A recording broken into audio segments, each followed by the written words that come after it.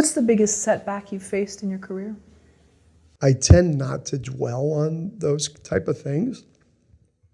So, we just try to keep going with whatever we do. But, there's been movies that we had tried to put together and they didn't come through or whatever.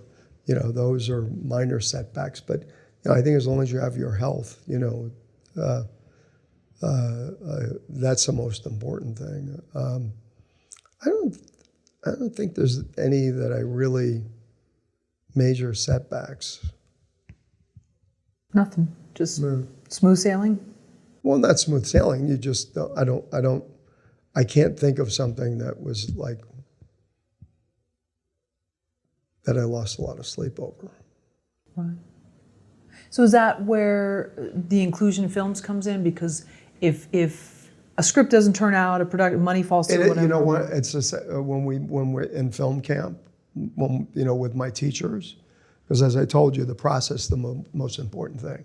What they get out of those relationships and having a friend, because some of these kids have never had friends before. So to become a part of something, that's the most important thing. And when you're making something in 2 weeks, 3 short films, I said, guys, don't worry. The film doesn't have to be perfect. What has to be perfect is these guys get the experience of what it's like to work together and come up with something. That's more important than anything. There's not a lot you can do in a day and a half because that's how long they have to make their short film. I said, so it's got to be fun. It's got to be, you got to teach as you go. That's the most important thing. But we've had some cute films over the summers, But again, it's the process.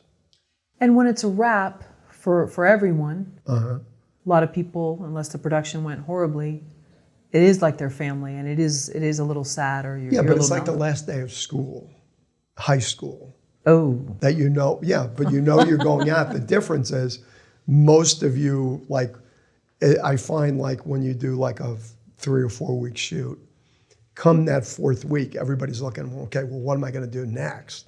That's the problem with filmmaking, unless you're in a series, is that you're an independent contractor and your next job is really, really important. And it has that feel to the last week of school when you're in high school sometimes when you do these. But, as a director, you continue on. So you continue the process. And I love the process. I really do love the process.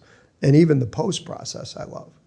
Because I did all the post on all, I learned the hard way with, we did, when we were doing this film, it was right when the Avid first came out. And so on the Avid, you can make a dissolve, you can do a fade to black, you can do all these effects. So now you're doing this film and you have slow fades and you have this and you have that. What I found out the hard way was in order to do those effects, you got to pay for those effects because you got to go back to film, you got to go back to lab, and our budget was like $300,000. And when the guy who was directing, I got the cut list and I sent it off to the effects house, and there was a bill for like $350,000.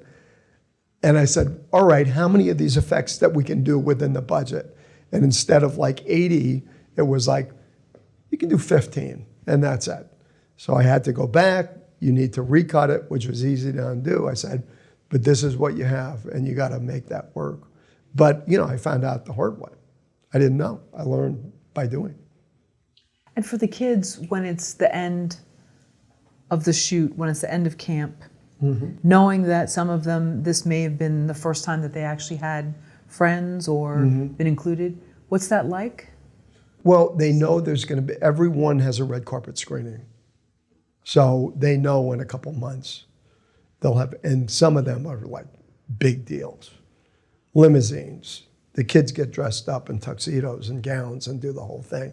And they share that with their family. So they, with us as teachers going, it's always sad when you go, when you're finishing up, you got to say goodbye to all the kids. But the great thing is we're going to the next city and we're going to do it over again with a whole different total group. And that's like the fun that keeps you going. Then the last camp, you're ready to go home. So, but for the kids, you know, they have their screenings and they do make their friends, and, you know, so it's cool. But the big thing is the red carpets after. Do you plan on retiring ever? Not right now. No, I'm 69 now. So as long as I feel good, Yeah. as long as I feel good. I mean, I love what I do, you know, and if you love what you do, it's not, you know, it's not like work. So as long as, you know, I got a grandchild coming in June. So, A new grip. Yeah, so that's, you know, that's going to change a few things, you know, because I want to spend a lot of time. But luckily, when the baby's born, we have 3 camps up in the Bay Area. So I'll be able to, you know, to be there for it. She lives up in San Francisco, my daughter. And if the grandchild wants to be a filmmaker, what happens? What happens? Bring them to the camps. Well, They're going to start working. Yeah, they can use my wheelchair as a dolly.